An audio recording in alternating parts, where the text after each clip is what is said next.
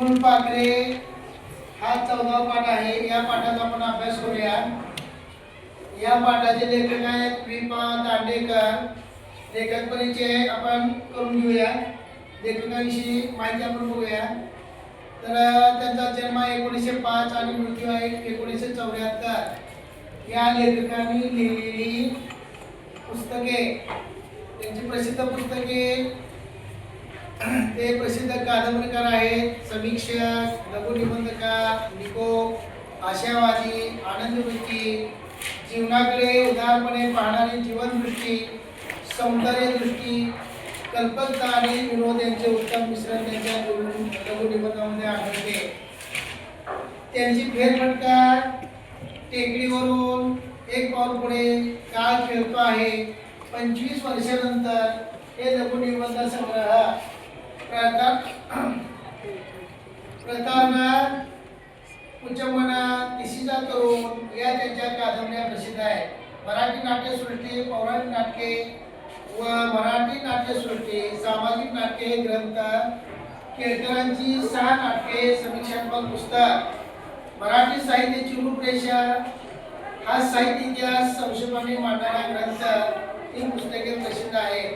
आता या पाठामध्ये लेखकांनी नेमकं काय सांगितलंय त्याची मध्यवर्ती कल्पना, यामध्ये नानाविध अडचणीमुळे मानवी जीवनात ताणतणाव निर्माण होतात। नानाविध म्हणजे विविध प्रकारचे, नानाविध विविध प्रकारचे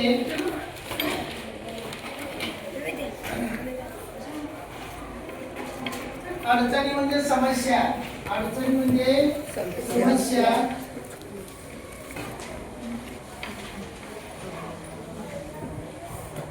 अडचणी म्हणजे समस्या किंवा मानवी जीवनामध्ये नाना विविध प्रकारच्या समस्या निर्माण होतात आणि त्यामुळे माणसाला ताण तणाव निर्माण होतात। तर आपण ताणतणाव म्हणजे पश्चाताप, एखादी गोष्ट आपल्या मनासारखी झाली नाही की मग आपण नाराज होतो किंवा दुःखी होतो किंवा त्याचं आपल्याला आपण इंग्रजी भाषेत टेन्शन आलंय। टेन्शन म्हणजे हा इंग्रजी शब्द आहे, त्याला पर्यायी मराठी शब्द आहे पश्चाताप झाला किंवा पश्चाताप होणे। तेव्हा माणसाचे मन निराश होते, परंतु माणूस ज्यावेळी वृक्षवेली, पशु, पाखरे, फुले, फुलपाखरेच्या सानिध्यात जातो त्यावेळी निसर्गाच्या नित्य या चैतन्यदायी रूपाने माणसाच्या मनावरील नैराश्याचे सावट कुठल्या कुठे पळून जाते।